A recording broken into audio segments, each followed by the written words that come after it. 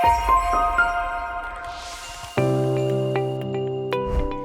lot of people are really surprised when I tell them that I was not a very natural speaker. Well, the truth is that nobody is born a naturally fluent English speaker. You grow into fluency. You practice it with time. So, this video is for you if you've been having these thoughts. Have you ever thought, I want to speak as fluently as this person on television, but I can't do so?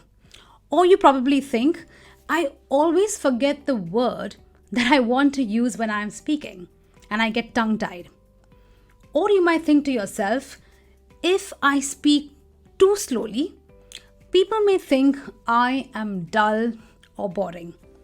Well, these thoughts are the results of not being very fluent.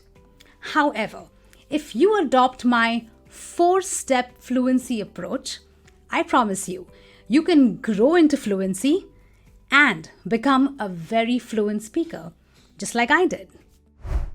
The first step toward the 4-step formula is to take advantage of time. Now, you're probably wondering, how can you take advantage of time to be fluent? Well, here's my advice. Always take the time to go through your notes before you have a conversation. Now, how can you do that? Before you get into a job interview or a presentation with a client or even a social meeting with your friends or your family. Sometimes you may be worried about what you're going to say in that event. Well, here's your chance to take advantage of time, which means you should make notes. Prepare what you're going to say. Now, why is this important? It helps you get comfortable with what you're going to say. It makes you comfortable with the way you're going to say it, with the way you pronounce your words, with the kind of words that you use. And it also helps you become very comfortable with the way you are going to come across as you are speaking. And that adds to fluency. It's like entering a dance competition. You wouldn't enter a dance competition without practicing your moves, right? You want to know how you dance and sway to the music. Similarly, give yourself the time by preparing well in advance prior to having those important conversations at a job interview, with a client, or even at social events. That's step number 1 to being fluent. The next step to being fluent is to aim for clarity. Now, a lot of people think that being fast equals to being fluent. But if you are a fast speaker, you're just fast. Being fast is not equal to being fluent.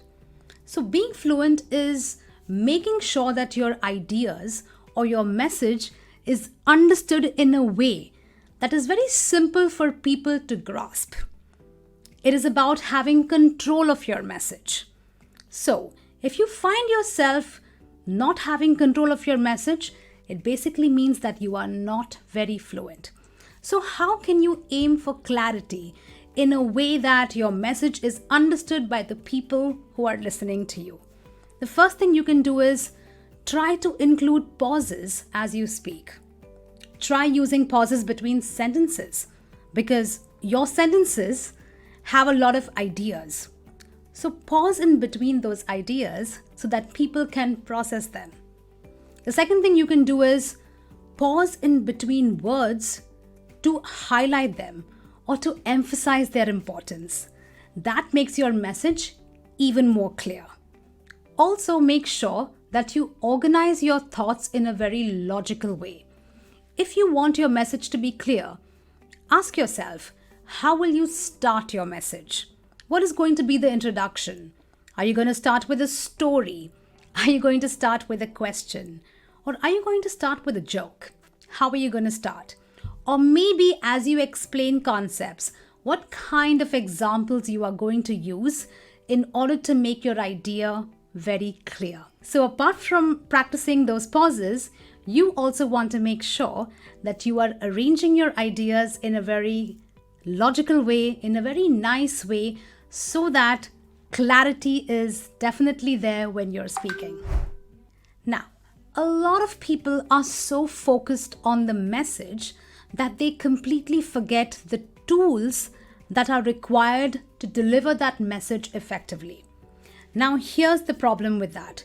If you are going to be super focused on the message, what's going to happen? You are going to lose the fun, the interactive aspect, and the fluency is lost in the process. You're all about the message. So, in order to be fluent, I would suggest that you incorporate something called as speech devices while you are giving your message. Now, what are those speech devices? Well, the first thing you want to use are interactive questions. When you're speaking, don't let it be a monologue. Try to include other people in the conversation. That makes you sound more fluent and definitely more engaging. Also, you can add stories. I think that the best way to make people understand you is by connecting something that you are explaining with a story, because that way people understand you better and they also have a connect with you as you are speaking. And the third thing you want to use is what we call an analogy. Analogy is comparing a concept with another concept just to make your ideas clear and fluent. So let's assume you are explaining how the brain works. So if you want to explain how the brain works or functions, you will probably compare that concept with the concept of how a computer works. And you will make that comparison and say something like, just like a brain requires rest and superfoods to function very efficiently, similarly, a computer requires regular software updates, regular servicing in order to function efficiently. All right, so make sure you also use speech devices if you want to add to your fluency and not get overstressed with only the message. And now we are on the last and the fourth step to our 4-step fluency formula, which is come back after a setback. Now, what is a setback? A setback is a failure, okay? And a comeback is to overcome that failure. Now, let me tell you one thing. Every speaker, no matter how fluent they are, they do have a setback. They have failures. For example, you may forget a word that you wanted to say. How embarrassing. But guess what? It happens to everyone, including myself. Okay? But when you forget a word that you wanted to say, or let's say you don't know what you want to say next, you can always come back after that setback. You can convert that setback or that failure of speaking into an opportunity to come back and show your fluency. How can you do it? Let's take a look. Firstly, calm down. I think most people get very nervous when they goof up and then they forget everything that they want to say. So firstly, I would just calm down. The second thing I would do is I would think of another word instead of the word that I was supposed to say.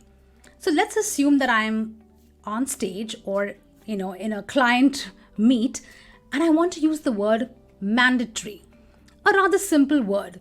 But when we are stressed or when we are in a meeting, we may forget that word and our minds are literally wondering, where's that word? What's that word? I can't remember it. Why don't you use another word or a phrase that sort of captures the meaning of mandatory? So I would say something like something that you must have or something that we cannot do without. Okay, so don't be worried if you can't remember that one word. Find a way to explain that word by using another phrase. That's the way you come back after that setback. The other thing I would do is you can correct your mistake. Sometimes we end up saying the wrong word or the wrong phrase. No problem. You can simply say, excuse me, what I actually meant to say was, and then go ahead and say it. It's absolutely fine. Nobody will judge you because, like I said, a setback happens to the best of us. And last of all, you can also make a joke about your mistake. Now, laughing at ourselves is completely underrated.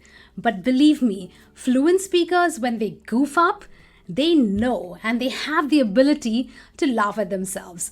So if I end up saying something very weird, I would make a joke about it and say something like, "Oh, I think I had a little bit of coffee to drink last night," or "I must have drunk a little bit too much last night." And that's okay because you're gonna have a laugh and everybody around you is also going to have a laugh. This is how you come back after a setback. Well, those are the 4 steps toward my 4-step fluency approach or my 4-step fluency formula.